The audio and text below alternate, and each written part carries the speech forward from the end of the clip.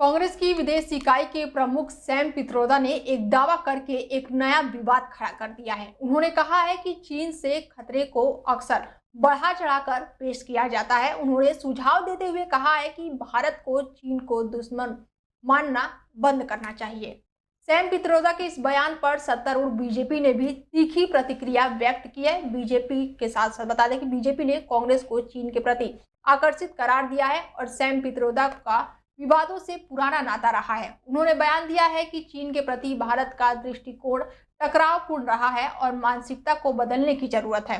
कांग्रेस महासचिव जयराम रमेश ने भी एक्स पर कहा है कि सैम पित्रोदा द्वारा कथित तौर पर चीन पर व्यक्त किए गए विचार भारतीय राष्ट्रीय कांग्रेस के विचार नहीं है। कांग्रेस की तरफ से ये स्पष्टीकरण सैम पित्रोदा के उस बयान पर आया है जिसमें उन्होंने कहा है कि मैं चीन से खतरे को नहीं समझ पा रहा हूं। मुझे लगता है कि इस मुद्दे को अक्सर बढ़ा चढ़ाकर पेश किया जाता है क्योंकि अमेरिका में दुश्मन को परिभाषित करने की प्रवृत्ति है। तो वहीं प्रेस कॉन्फ्रेंस में बीजेपी नेता सुधांशु त्रिवेदी ने कांग्रेस और विपक्ष पर बड़ा आरोप लगाया है। क्या कुछ कहा है, सुनिए जरा आप भी।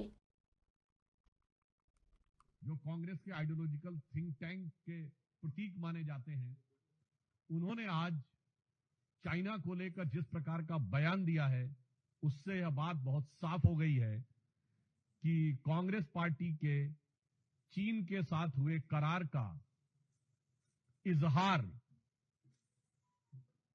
सैम पित्रोदा ने दिन दहाड़े कर दिया है। प्रत्यक्ष रूप से साफ साफ दिखाई पड़ रहा है। और ऑन द लाइटर नोट मैं कहना चाहूंगा, हिंदी में एक कहावत होती है, गुरु गुड़ रह गए और चेला शक्कर हो गए। मगर यहां जो चेला है वो तो गुड़ रह गए और गुरु चीनी हो गए। परंतु गंभीर बात यह है कि जिस प्रकार की बात सैम पित्रोदा जी ने कही है, वो भारत की अस्मिता, भारत की कूटनीति और भारत की संप्रभुता पर बहुत गहरा आघात है। उन्होंने इस प्रकार की बात कही कि चीन के साथ तो किसी प्रकार का विवाद ही नहीं है, जैसे भारत ही अग्रसर की भूमिका में, यानी आक्रामक मुद्रा लिए हुए। और ये कोई उनका अलग बयान नहीं है। ये ओवरसीज कांग्रेस के चीफ है, यानी समुद्र पारी कांग्रेस के प्रमुख हैं। अब समुद्र पार से तो सोरस के सुर भी कांग्रेस के साथ मिलते हुए नजर आते हैं। परंतु यहां पर एक बहुत गंभीर बात है कि जो कुछ सैम पित्रोदा ने कहा है, यह कोई आइसोलेटेड इवेंट नहीं है, आइसोलेटेड स्टेटमेंट नहीं है।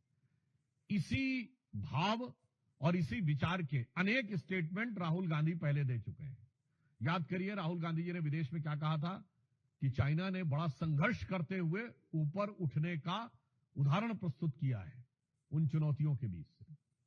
आपको याद हो, अभी कुछ दिन पहले के अपने विदेशी दौरे में क्या कहा कि चाइना ने अनएम्प्लॉयमेंट को बहुत अच्छे तरीके से टैकल किया है, जबकि फैक्ट ऑफ द मैटर है इस समय चाइना में एम्प्लॉयमेंट रेट 24% है। 2023 में जनवरी से लेकर जुलाई के बीच में अनएम्प्लॉयमेंट रेट वहां पर बढ़ते बढ़ते हो गई 17-18%, जो